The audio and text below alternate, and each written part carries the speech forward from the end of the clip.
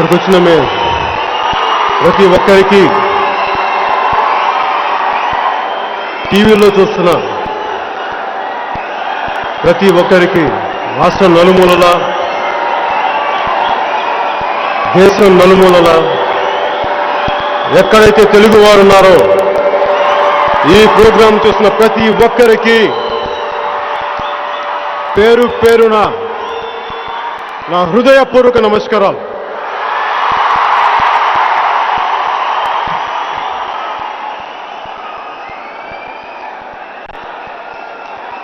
ఇప్పుడు నేనున్న పరిస్థితిని, వెళ్ళపోతున్న పరిస్థితిని ఎలా ఉంది అంటే, ఇల్లేమో దూరం, ఇల్లేమో దూరం, అసలే చీకటి గాఢాంధకారం, దారంతా గతుకులు, చేతిలో దీపం లేదు, కానీ గుండెల నిండా ధైర్యం ఉంది.